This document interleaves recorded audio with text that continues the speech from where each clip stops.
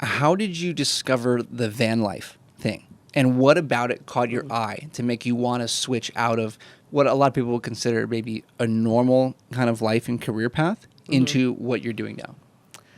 Well, I studied abroad in 2018, and after that, I knew I had to travel. Like, still wasn't super outdoorsy, I guess you could say, like I am now. But I just knew I was like, I just need to travel and go places and experience new things with my life. And so when I got back, I still had 1 year left of college, and my parents were like, yeah, you're finishing college. I really just wanted to quit and go start traveling right away. But they were like, you're not doing that. So I was actually with a boyfriend at the time, and we had kind of talked about like going and doing our life in a van and, all of that. Long story short, obviously that didn't work out. So I said, F it, I'm going to do it for myself then. So I graduated college, and it took me a while to figure it out and to be like, yes, I can actually do this on my own. I'll do what I have to do to get there. And it wasn't an easy few years, like figuring all of that out. But yeah, I don't know exactly what it was about the van. Maybe it was like, it just seemed the easiest way to see as many places and to travel what I wanted and to have that like sense of freedom that I felt when I was abroad, essentially. So I think that's what really drove me to it. Right. And talk to me about the process of getting/building out a van. What did that look like for you?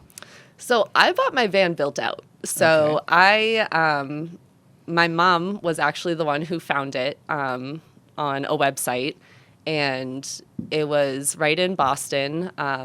This woman, actually, she was out traveling solo on her own for a few years, and she wanted to downsize her van. So she was from Massachusetts. She came back to Massachusetts, had someone help her build out the van that is now mine. And the person that helped her build it out ended up getting married. They had a baby, and they were like, well, we're not going to be, three of us can't fit in a little van. So they ended up selling it. And it was just kind of like fate, because she was supposed to go back out solo. And, she's a young girl in her 20s, and I'm a young girl in my 20s, and so it just kind of felt like it just all lined up. It kind of got passed down from one owner to another with like almost the same purpose at the same stage in life as well. Exactly. Which is pretty cool. Mm-hmm. Now, your van is not huge by any means. Nope.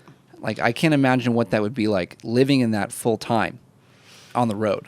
Yeah, it's well, I don't know any different. I don't know what it would be like being in a big Sprinter van or being able to stand up or, I can sit really comfortably in it, and it's great. And I love it. It's home, honestly, like even I've been here the last week staying with a friend, and after like maybe 4 or 5 days, I was like, I kind of want to be back in my van. Like, I don't know, you just miss it after a while, but the space doesn't bother me. The size doesn't bother me.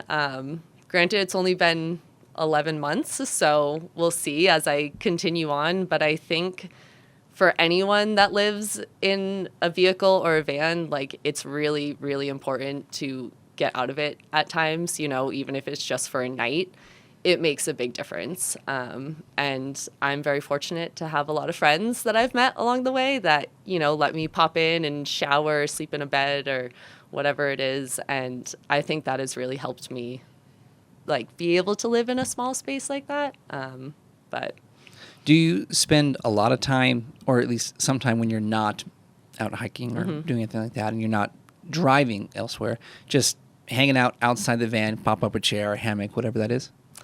Sometimes I have a very hard time just sitting still sometimes. So I feel like majority of the time I find myself out hiking, or, if I am hanging out by my van, I feel like I'm doing yoga or like doing some sort of movement or activity. But I have been learning and getting better to just chill some days, and finding a nice camp spot out in the middle of nowhere and putting my chair up, reading a book, and that's my day some days, Yeah, and it's lovely. it sounds like a pretty good life. Yeah. It sounds like at least like a good vacation for a lot of people.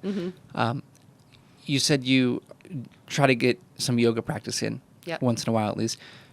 What is that like? Because I know I've seen you do a little bit of that outside as well in whatever place you were in at the time. What is it like doing that outside, and how does that connect you to the outdoors? It's a different experience doing yoga on your own outside. I mean, I'm someone who came from a very much of a studio background where I was just so used to going to the studio all the time and being surrounded by so many other people and, being in a hot room. And some days you're outside and I have like my fleece on and gloves on, and I never pictured myself doing yoga with a fleece and gloves and, like all decked out. But I feel like it has connected me to the earth in a different way. Like I don't know, I just feel closer to it when I'm practicing outside. And, like teacher, I don't know if you've ever done a yoga class, but, but, teachers will say things like, reach up to the sky, or like, fold down to the ground. And I'm like, oh, I'm not looking at the ceiling. I'm actually looking at the sky, and it just brings a lot of gratitude, I think, into my heart to be like, oh, wow, I can do this, and I can do it in these beautiful places surrounded by whether it's red rocks or mountains or, in the desert, wherever it may be. So it's really nice to be able to just roll out my mat anywhere and do it whenever I want. Yeah. And if I were to say maybe like a feeling that you would have when you're doing that is that you feel like you are in the place that you should be at that moment. Would you agree with that? And I could see how that would work, especially because you're going a lot of places. A lot of times you're alone, but you are kind of having a moment of reflection in a way when you're out doing that stuff. Just like a meditation practice would be as well. I think another question a lot of people would want to know, and I think it's maybe the first thing that a lot of people would think about when they think about van life, is where are all the cool places you've gone? Oh my gosh. So many. Too many to count, honestly. I was thinking the other day, since I'm coming up on a year, like of all the places that I've gone this year, and it's been a lot. I kind of didn't realize how on the move I've been over the last year. Like, I really haven't stopped much. There's been maybe like a few weeks here and there where I've stayed in a place a little longer, but I've really just been on the go. I think some of my favorite places have honestly been some of the national parks. Like Yosemite is hands down one of my favorite spots and will be. The Tetons as well. Those mountains are just so magical. I didn't want to leave there when, this summer. And I really loved Washington as well. I didn't get to explore too much of it, but I did the Enchantments hike while I was there, and that was like a whole other world. It felt like I was just transported to a different planet for a couple hours, There's so many places that, I don't know, you just got to get out there, Like, if you want to see cool things and experience cool things, I feel like you really just got to start going and meeting people. Because, I started with the national parks. Like, that was, like, my thing. I was like, I want to go visit all of them. And I've done pretty well so far.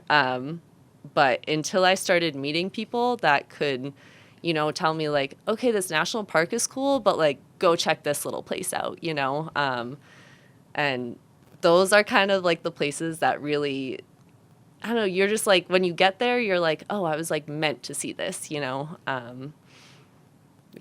that's really cool. And I want to backtrack really quick. So you've only been doing this for about a year. Yes. Right? And so you started, what is that, late 2020? 2021. 2021, yep. Right. So you started late in 2021. Yep. Where was the first place you went to? Because you were living in Boston at the time. So your first trip out of Boston, where were you like, I need to go?